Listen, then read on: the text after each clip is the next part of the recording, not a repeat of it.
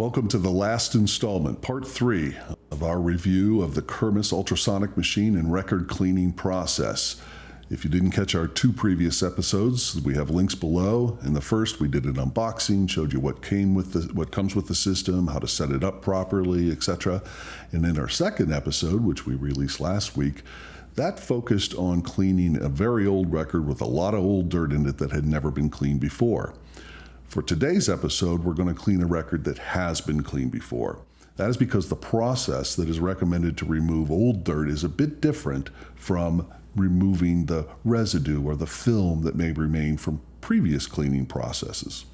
But before we get to that, I want to show you the record that we've chosen for you today. I often like to turn you guys on to new music. You probably are familiar with this record, or maybe there's a young fellow out there that hasn't heard of this one. This is Queen, A Night at the Opera. It contains the monster hit Bohemian Rhapsody, although I would argue that the song 39 is the superior cut on this album, but that's just my personal opinion. Why did we choose this particular record? I have lots of records that have been cleaned before, but this one was cleaned a long time ago in a very particular manner. I'll show you what I mean. Before we get there, this is exactly the kind of thing you would expect from a early 80s Mo-Fi release. I think this came out in 1982. Has the protective inner cardboard sleeve, I guess you would call it. Beatles' White Album, advertising the UHQR pressings. Very expensive if you can find them today. But the reason why we chose this record is right here. You see that little sticker? That's a Last sticker. Last was a product that I believe became available on the market back in the late 70s, became popular in the 80s. The idea was that it would prevent fracturing at a microscopic level, fracturing of the vinyl itself.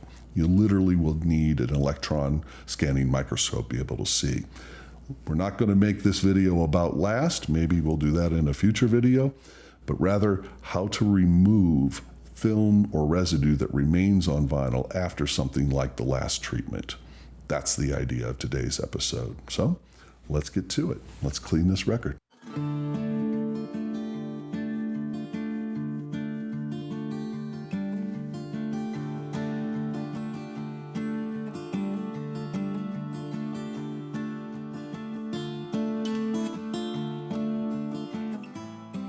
Plan for this last treated album, which would have been applied probably in the early 1980s, I would say, 83 I suspect, is to first start off with a 5-minute ultrasonic bath. That's just a surface clean, and then we'll see if the last treatment remains on the disc, and that should be obvious by sheets of water and lots of little droplets. If we see that, we know that treatment remains.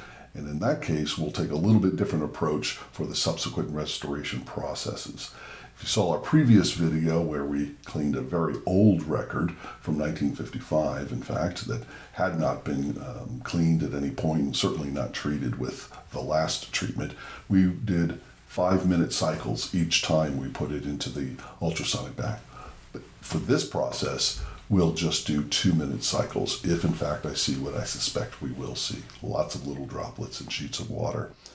By the way, if this album is now over 30 years old, at least the Mo-Fi, which was released in 1982, if you're using the Kirmuss process to clean a brand new record or one that is not very dirty and hasn't gone through any previous treatments, you can start off with an initial 3-minute ultrasonic surface clean and maybe 1 or 2 additional applications of the surfactant with a 2-minute cycle.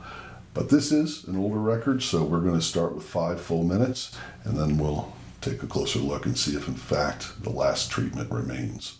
We have put fresh distilled water into the tub. We've added 40 milliliters of 70% isopropyl alcohol. By the way, some of our viewers mentioned that they're concerned about using alcohol with vinyl records, and I get that. If you use too much or too high a concentration of alcohol, it can be drying and damaging to the record. However, all studies that I could find indicated that this amount of alcohol is not a problem. If you're concerned, you can always back off a little bit. Just a couple of capfuls of 70% alcohol in a tub this big, that is not going to cause any problems for sure. A couple of capfuls was probably about 15 or 20 milliliters. In any case, we've gone with 40 milliliters. It's nice, fresh, clean distilled water. We've gone through the degassing process twice. If you saw our previous video on the Kirmuss restoration process, we think that's a nice feature, important. It ensures that the cavitation bubbles are as small as possible, so when they actually burst or cavitate against the vinyl, they're as deep into the groove as they can get. So we do like that. Before we put it in the machine for its first surface clean, we're going to go ahead and use the carbon fiber brush to remove the larger contaminants. So let's get to that. You can, by the way, set it on the Lazy Susan and utilize that as your holder, if you will.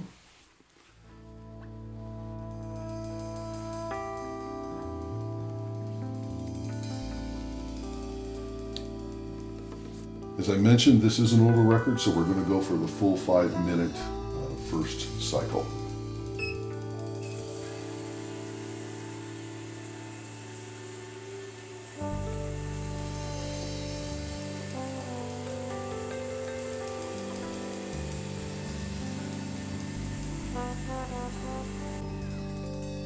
Let's see what we have.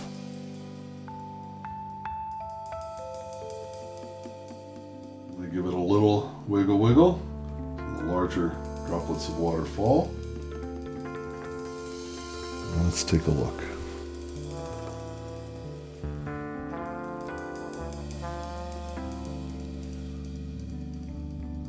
What I am seeing is sheets of water, and that tells me that there is a treatment of last still on the record after all of these years. How about that? You're going to see one or two things if a film remains from a last treatment or from previous standard record cleaning treatments. It is either going to look like, it may be hard for the camera to pick this up, but either a fine thin sheet of water or thousands of tiny little droplets. We're seeing the former here, which tells me, yep, we still have a film of last. So the approach that we're going to take to this is a little bit different than the one we took to our previous record, where it had not been cleaned before and was very old. Instead of 5-minute cycles, we're going to use 3, maybe 4 2-minute cycles.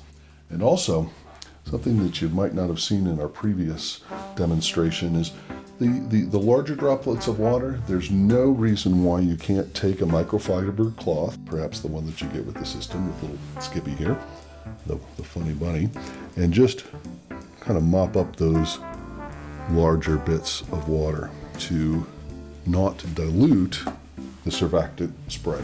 Please do check out our previous 2 episodes on the Kirmuss system. One of the key points that we brought forth is the importance of this surfactant. The idea is to deal with the static charge. We want the charge on the record to be opposite from that which is in the ultrasonic bath. Same application process as last time. 3 sprays around the record. This brush has been pre-cleaned. This is a goat hair brush, by the way. Go ahead and spread it around evenly.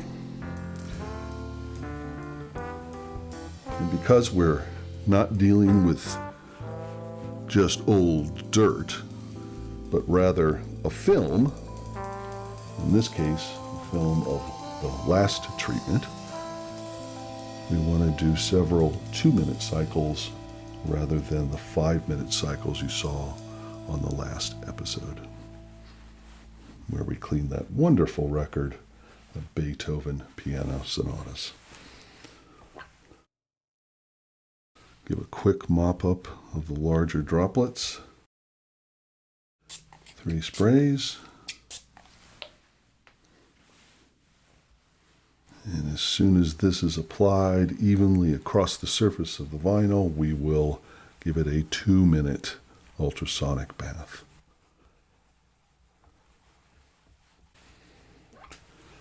To change the time is pretty straightforward. There's up and down buttons. Bring it down to 2 minutes.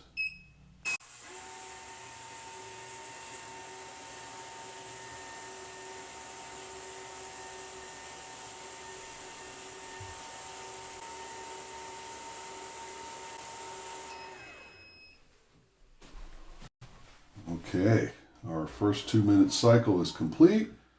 Don't forget a little wiggle wiggle.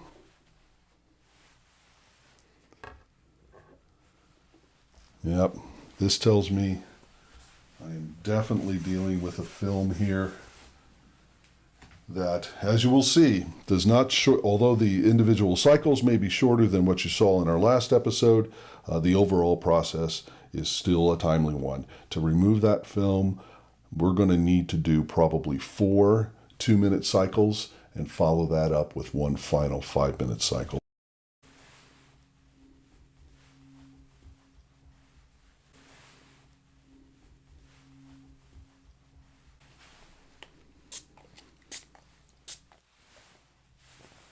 By the way, in between cycles, I like to give a quick clean with some sprayed distilled water. Just spray it on there. Not enough to dilute anything, but a quick little rub on a microfiber cloth will ensure that's a nice clean goat hair brush. And one of the differences with the process, this process, removing a film like the last treatment, is the raising of the sort of grayish milky white substance is a bit less important than it was previously. We're dealing with a very fine film, microscopically fine.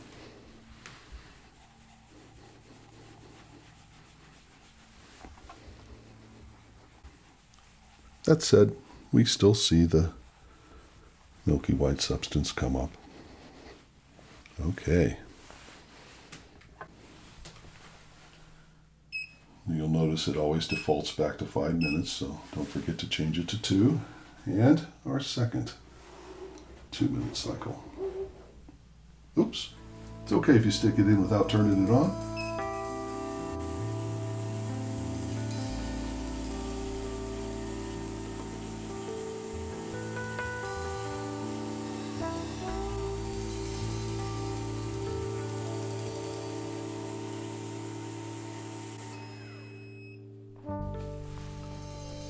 Alrighty, the end of our second 2-minute cycle. Yes, I am convinced that we are dealing with a very fine film here.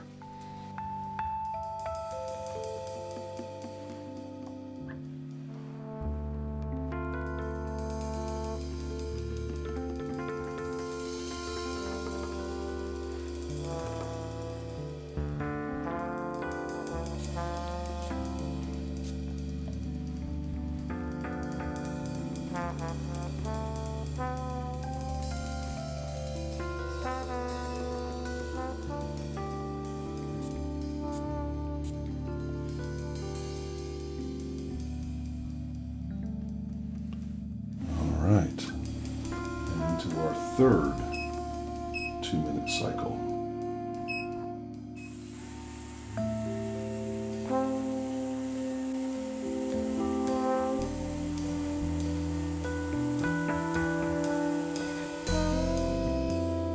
Okay, our third 2-minute cycle is finished.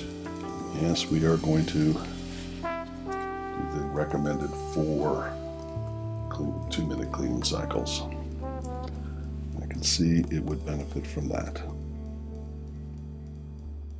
Still some water sheeting.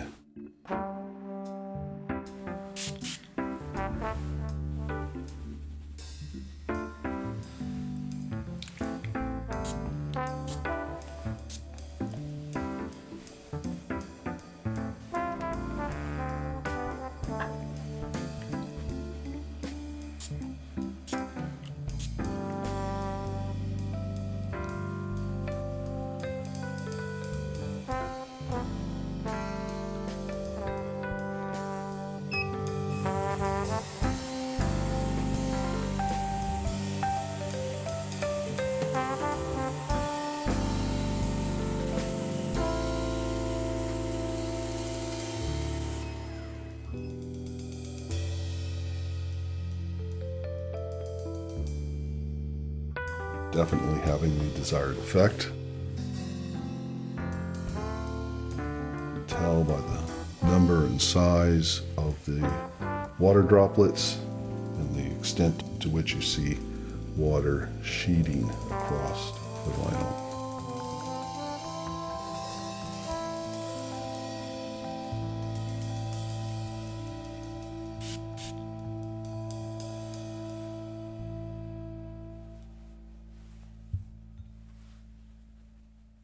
Try using a clean and dry bit of the microfiber cloth. Okay, this will be our last application of the surfactant, followed by a final 5-minute cycle in the ultrasonic.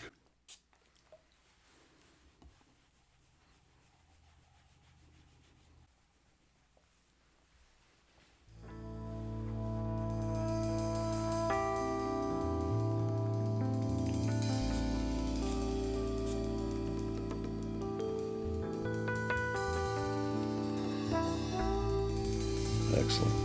The machine always defaults to 5 minutes, so we're good there.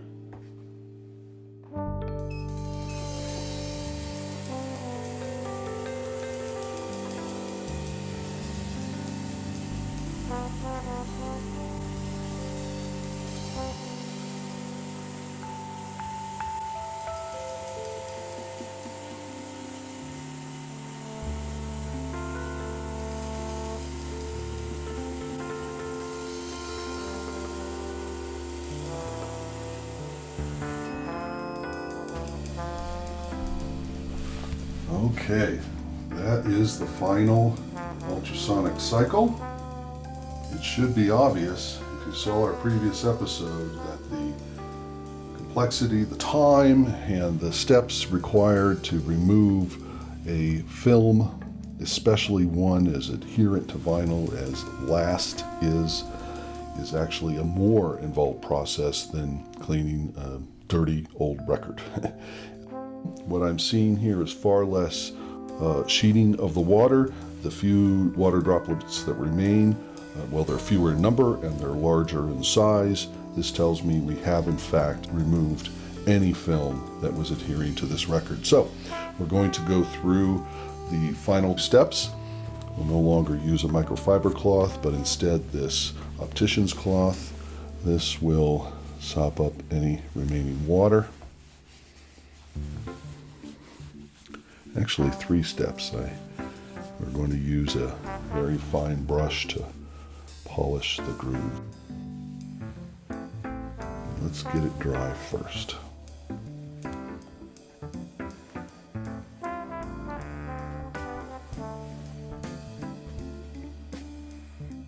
Nice soft toothbrush. I keep just for the purpose. Make sure there's nothing on the brush. Here we go.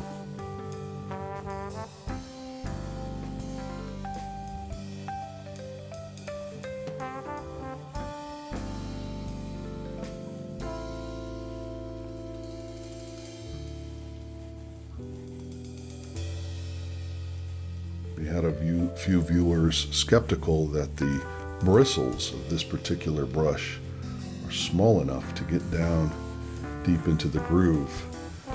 Well, I cannot shrink myself to that size and tell you 100% for sure. We did look at the specs on the brush, and they are incredibly tiny bristles, if that's the right word. We're talking just a few microns across.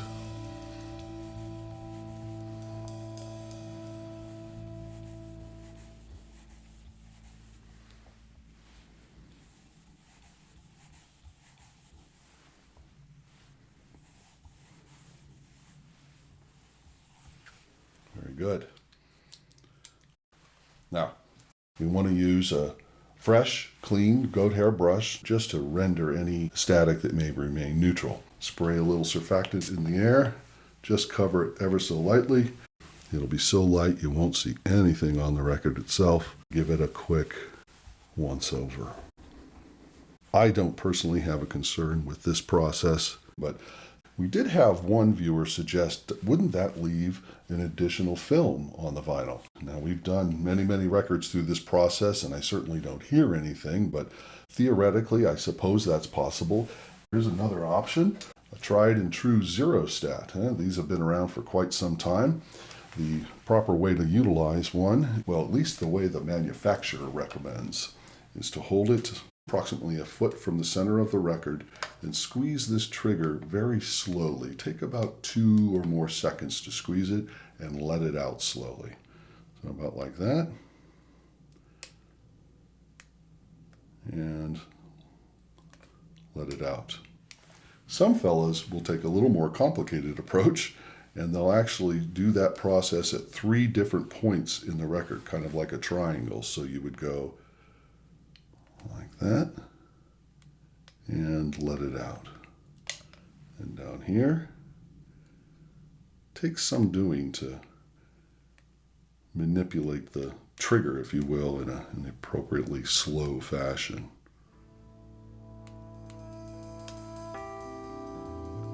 And for the guys that do it like that, they like to have a 4th process where you squeeze the trigger, but don't let it out in the center. And go like that.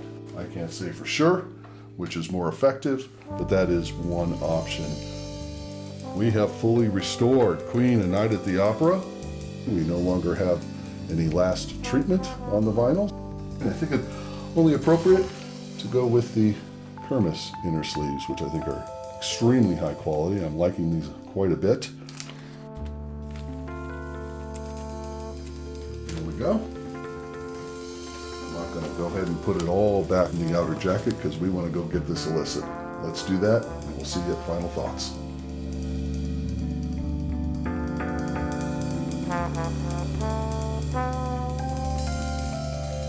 Well, that wraps up our review of the Kirmuss Ultrasonic machine and record restoration process. Hope you enjoyed the episode where we focused on the steps required to remove film or residue that may remain from previous cleaning processes, including the one that I put on this record in probably 1983. It did a great job. We listened before and after the process.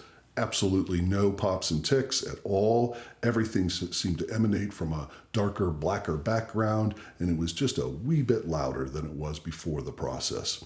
We highly recommend the Kirmuss, but it is time consuming, as you saw, so it's probably best reserved for your most treasured recordings.